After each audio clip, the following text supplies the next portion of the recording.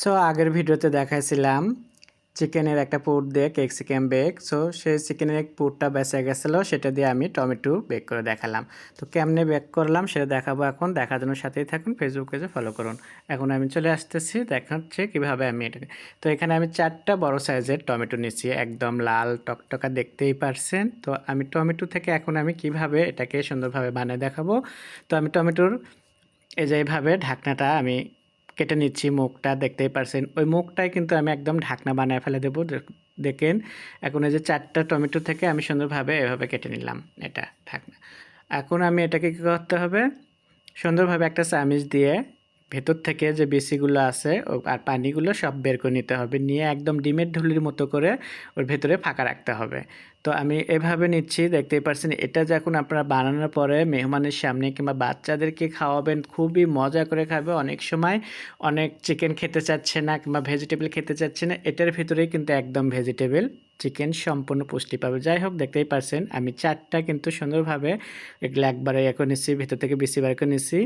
তো এখন আমি এখানে চিকেনের পুর বানাবো, ভরে দেবো এখানে। তো চিকেনের পুরটা তো আমার আগে থেকেই বানানো, আপনাকে বলছিলাম যে এখানে আমার চিজ দেওয়া ছিল।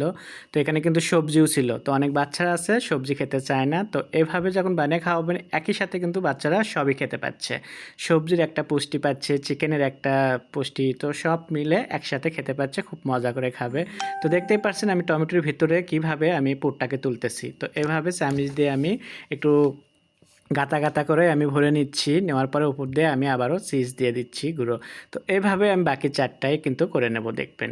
তো বাকি 4টা যখন এই যে ঢাকনাটা দেখতেই পারছেন, তো শুরুতেই আপনারা ওভেনের ঢাকনাটা দিতে পারেন কিংবা মাঝপথে একটু খুলে দিতে পারেন। শুরুতে দিলে কি হবে, হয়তো ঢাকনাটা চিজটাকে ওইভাবে ইয়ে হবে না, কালার আসবে না। তো এই জন্য করে আমি এখন 4টায় আমার ভরানো হয়ে গেল। তো বাটির সহ দিয়ে দিলাম 4টা, তাহলে একদম সুন্দরভাবে বসে থাকবে এর জন্য করে। তো এটাকে আমি একটু চিজের কালারটা নিয়ে আসে নেব, আর এর মাঝখানে আমি ওই ঢাকনাগুলো আবারও দিয়ে দেব।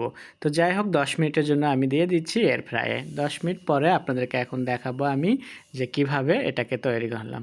তো দেখতেই পারছেন, তো আমার 10 মিনিট পর আমি চলে আসলাম। 10 মিনিট পরে এত সুন্দর কালারে হয়ে গেছে। আমি মাঝপথে কিন্তু ঢাকনাটা দিয়ে দিয়েছিলাম চিজের কালারটা নেওয়ার পরে।